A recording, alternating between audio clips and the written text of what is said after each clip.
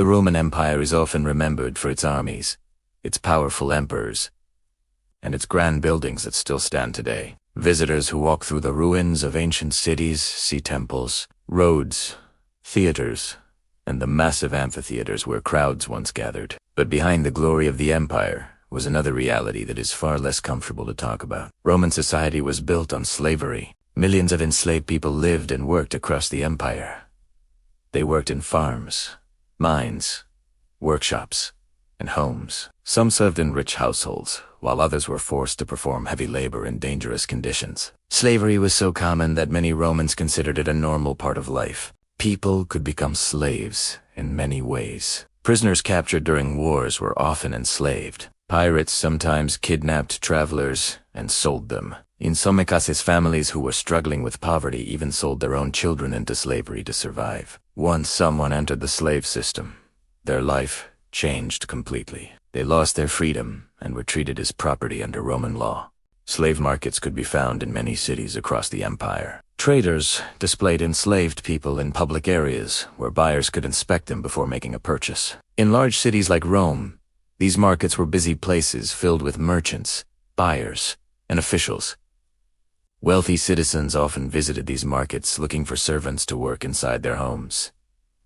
Roman households could be very large. A powerful family might own dozens of slaves. Some cooked meals, others cleaned rooms, while others managed accounts or cared for children. In these elite homes, control and loyalty were extremely important. Owners wanted servants who would remain obedient and trustworthy. Because of this, some wealthy households preferred a special type of servant known in the ancient world as a eunuch. A eunuch was a man who had been physically altered in childhood or early youth. In many ancient cultures, rulers believed that such servants would be loyal because they were separated from normal family life and social power. This practice did not begin in Rome.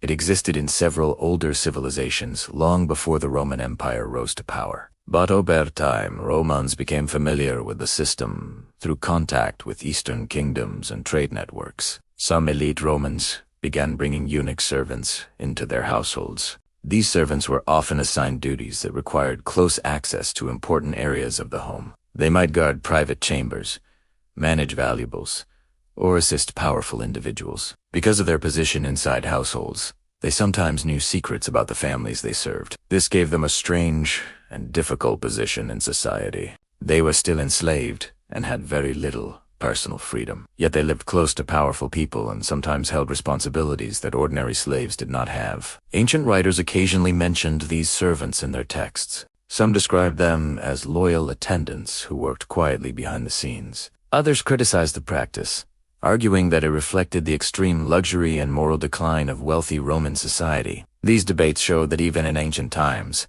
people disagreed about the ethics of certain traditions. The Roman Empire was a complex society where many different ideas existed at the same time. In the Imperial palace, the presence of eunuchs became more visible. Certain emperors trusted them with important duties inside the palace walls. Because these servants did not belong to powerful Roman families, rulers sometimes believed they were less likely to become political rivals. However, this closeness to power also created suspicion. Roman historians often wrote dramatic stories about palace life. They described rivalries, rumors, and secret alliances forming among servants and officials. One emperor who is often discussed in these stories is Nero. During his rule in the 1st century, the imperial court became famous for luxury and unusual customs. Ancient writers claim that many strange traditions existed within the palace. However, historians today approach these stories carefully. Some ancient writers disliked certain emperors and exaggerated details to criticize them. Because of this, modern scholars compare different sources to understand what really happened. Despite these uncertainties, one thing is clear: slavery remained deeply rooted in Roman society. From wealthy villas in the countryside to crowded apartments in the cities, enslaved people were everywhere. They supported the daily life of the empire and allowed wealthy citizens to live with great comfort. For enslaved children, however, the reality was especially harsh. Many of them had no memory of freedom. Their lives were shaped entirely by the system they were born into or forced into at a young age. Some became farm workers. Others became servants in homes or workshops. A few were brought into elite households where they would spend their lives serving powerful families. These hidden stories remind us that the Roman Empire was not only a world of emperors and soldiers, it was also a world of ordinary people whose lives were controlled by systems of power and inequality. Understanding these stories helps historians see the empire more clearly. The grand buildings and famous battles tell only part of the story.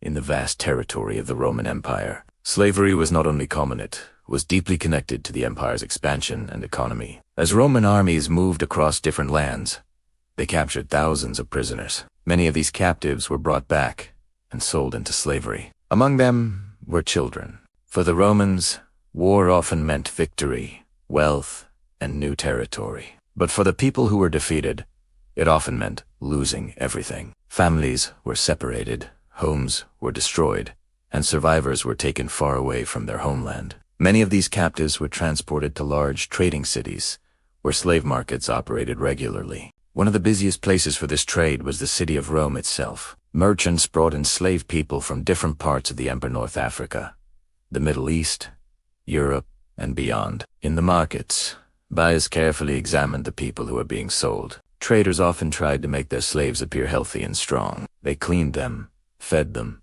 and sometimes even dressed them in simple clothing to attract buyers. Information about each slave might be written on a small sign placed around the neck or displayed nearby. This sign could describe their age, their skills, and their origin. For children, the experience was especially frightening. Many were too young to understand what was happening. They had been taken from their homes and placed in an unfamiliar world where everything depended on the decision of a stranger. Buyers came from many backgrounds. Some were farmers looking for laborers to work in fields and vineyards. Others were merchants searching for assistants in shops and workshops. Wealthy Roman families often came looking for household servants. Large households in Roman society needed many workers, cooking, cleaning, maintaining the house, carrying messages, caring for children.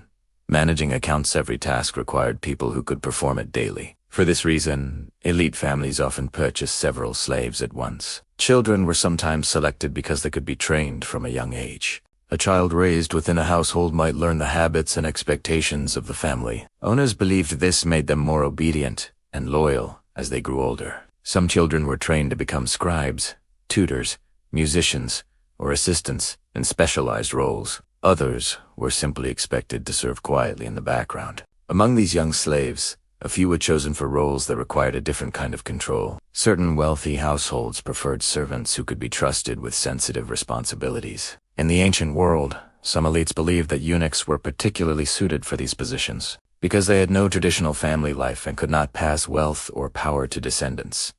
Rulers in several ancient cultures believed they would remain loyal to their masters. Although this practice was more common in Eastern kingdoms, the Roman world gradually encountered it through contact with other regions. Trade routes and diplomatic connections brought new customs and ideas into the empire. Over time, eunuch servants began appearing in some elite Roman households, especially in the later centuries of the empire. These servants often worked in private areas of the home. They might guard rooms, manage valuables, or assist powerful individuals in daily routines. However, their lives remained controlled by the system of slavery. Even if they held responsibilities inside a palace or villa, they still had very little freedom. Their daily routines were determined by the orders of their owners. For many enslaved children, the journey from capture to service could take years. A child taken in war might first be transported to a coastal city. From there, merchants could move them across the Mediterranean Sea to markets in major Roman cities. Some eventually ended up serving wealthy families living in luxurious villas outside the city. Others worked inside urban houses, surrounded by busy streets and crowded neighborhoods.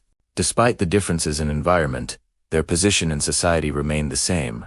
They were property under Roman law. Roman law allowed masters to control nearly every aspect of a slave's life. They could decide where a slave lived, what work they performed, and how they were disciplined. However, it is important to understand that Roman society also had complex relationships between masters and slaves. Some slaves developed close working relationships with their owners, especially if they served in households for many years. Skilled slaves could become valuable members of a household's daily operations. In rare cases, masters even granted freedom to loyal slaves after many years of service. This process was called manumission. A freed slave became a freedman or freedwoman and could begin a new life in Roman society, although their social status remained lower than that of citizens born free. But for many enslaved children, such freedom remained uncertain. Their lives depended entirely on the choices of the people who owned them. These stories remind us that the Roman Empire was not only built by armies and emperors, it was also built on the labor of millions of enslaved individuals whose lives were shaped by forces beyond their control. Inside the homes of the Roman elite, life followed a strict routine. Wealthy families lived in large houses called dumas, within cities or in luxurious countryside villas. These homes were not quiet places, occupied by only a few people. Instead, they were busy centers of daily activity where many slaves worked together to keep everything running smoothly. A powerful Roman household could include dozens of enslaved servants. Some slaves worked in kitchens, preparing meals. Others cleaned the floors, carried water, or maintained the gardens. There were slaves responsible for clothing, slaves who managed storage rooms, and even slaves trained to educate the children of the family. Every person had a specific role. The head of the household expected discipline and efficiency from everyone under his authority. Orders were given throughout the day, and the slaves had to complete their tasks quickly and quietly. In cities like Rome, wealthy families also received many visitors. Friends, political allies, and business partners often arrived at the house to discuss important matters. During these gatherings, the presence of servants was essential. They prepared food, poured wine, and made sure that guests were comfortable. At the same time, they remained mostly invisible, moving through rooms without interrupting conversations. For enslaved children who had grown up in these households, this routine became their entire world. From a young age, they were trained to understand the expectations of the family they served. Older slaves often taught them the skills they needed for their duties. Some learned to read and write if their work required it. Others trained in practical tasks, such as cooking, cleaning, or managing supplies. The life of a slave depended greatly on the personality of the master and the environment of the household. In some homes, discipline was strict and punishments were common. In others, loyal servants could gain a level of trust and responsibility over time. Within these households, there was also a clear hierarchy among slaves. Senior servants supervised younger ones. A trusted slave might be placed in charge of the household accounts or responsible for organizing the daily work schedule. These positions carried a responsibility, but not freedom. Even the most trusted servant remained legally a slave among the different roles within elite homes. Certain servants were assigned to private areas where access was restricted. Owners often preferred attendants who would remain loyal and discreet. In some parts of the ancient world, eunuchs were used for these kinds of positions. Although the practice was more widely known in Eastern kingdoms and later imperial courts, it gradually appeared in parts of Roman society through cultural contact and trade. Such servants sometimes worked close to powerful individuals, managing personal items or guarding private chambers. Their responsibilities required trust, and because they were separated from normal family structures, some rulers believed they would remain dependent on their masters. However, this did not mean their lives were easy. Like other slaves, they lived under the authority of the household owner. Their workdays were long, and their futures were uncertain. Ancient Roman writers occasionally mentioned the presence of these attendants in stories about palace life. The imperial court, where the emperor lived, was even more complex than an ordinary household. It contained officials, guards, advisors, servants, and many other individuals connected to the government of the empire. Inside the palace, influence and information were powerful forces.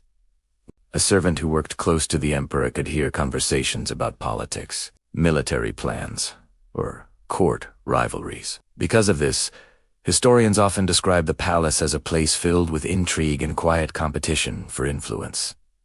One ruler whose court became famous for dramatic stories was Nero. Ancient historians wrote many accounts about the luxury and unusual customs that surrounded his rule. These stories sometimes included references to palace servants and attendants who moved quietly through the halls of power. However, historians today are careful when reading these ancient accounts. Many Roman writers had strong opinions about certain emperors. Their writings sometimes mixed real events with exaggeration or political criticism. Because of this, modern historians compare many different sources before forming conclusions about life inside the imperial palace. Even with these uncertainties, one thing is clear. Slaves played a major role in maintaining the daily operations of Roman households and courts. Without their labor, the luxurious lifestyle of the elite would have been impossible. Yet, despite their importance, Slaves remained at the very bottom of Roman society. They had little control over their own lives, their work, their living spaces, and even their personal relationships were often determined by the decisions of their owners. For enslaved children who grew up in these environments,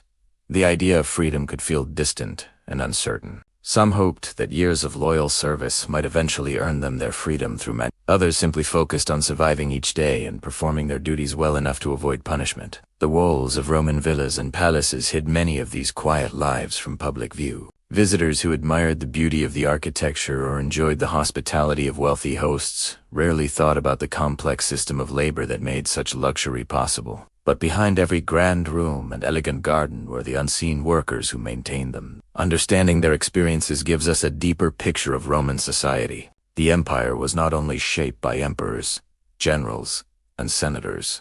As the Roman Empire grew larger and more powerful, the imperial court became the center of political life. Decisions made inside the palace could affect millions of people across the empire. Generals waited for orders, governors followed imperial commands, and senators tried to stay close to the emperor's favor. But behind the official ceremonies and public speeches, the palace itself was a complex world. It was filled not only with powerful officials, but also with servants, attendants, guards, and administrators who kept everything functioning every day. These people worked quietly in the background, but their presence was essential to the daily life of the emperor. Inside the palace in Rome, hundreds of individuals could be involved in maintaining the imperial household. Some organized official events, others prepared meals, maintained records, or guarded important rooms. Many of these workers were enslaved individuals who had been trained for specific duties. The closer someone worked to the emperor, the more sensitive their position became.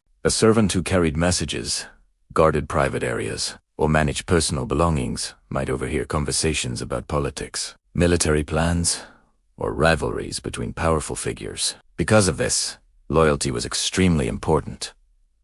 Roman emperors often surrounded themselves with people they believed they could trust. Some servants were chosen because they had grown up inside the palace and had no connections to powerful Roman families. This meant they were less likely to become political rivals. In certain cases, attendants who served in very private areas of the palace held unusual positions. Their daily work placed them near important individuals, and they sometimes became familiar faces in the emperor's personal environment. However, being close to power could also be dangerous.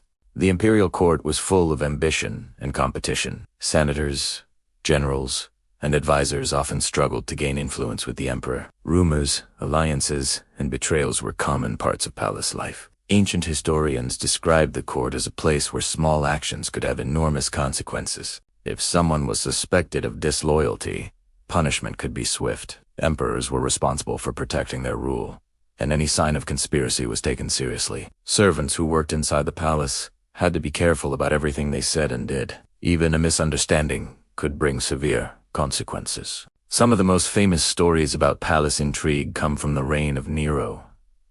Ancient writers described his court as a place filled with luxury, dramatic events, and political tension. These writers told stories about lavish banquets, powerful advisors, and servants moving through the palace corridors. However, modern historians approach these stories carefully. Many ancient historians wrote during later periods and sometimes used dramatic language to criticize rulers they disliked. Their accounts provide valuable information, but they must be compared with other historical evidence. Despite these challenges, historians agree that the imperial court was one of the most complex environments in the Roman world. Power was concentrated in one place, and everyone who worked there had to navigate a delicate balance of loyalty and survival. Servants inside the palace could sometimes gain influence simply because of their proximity to important figures.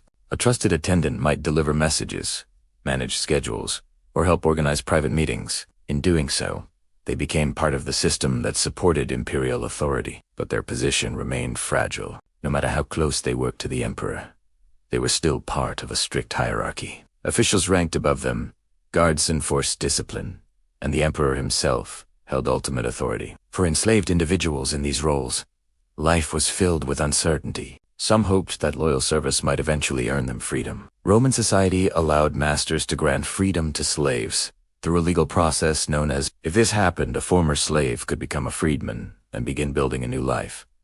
However, This outcome was never guaranteed. Many servants spent their entire lives working within the system that controlled them. The grandeur of the Imperial Palace often hides these realities when we look back at history. Visitors today see magnificent ruins, statues, and ancient walls that once surrounded the center of Roman power. But those structures were supported by the daily labor of countless individuals who lived and worked behind the scenes. Their stories reveal another side of the Roman Empire. It was a world not only of emperors and generals, but also of servants, workers, and enslaved people whose lives shaped the functioning of the empire every day.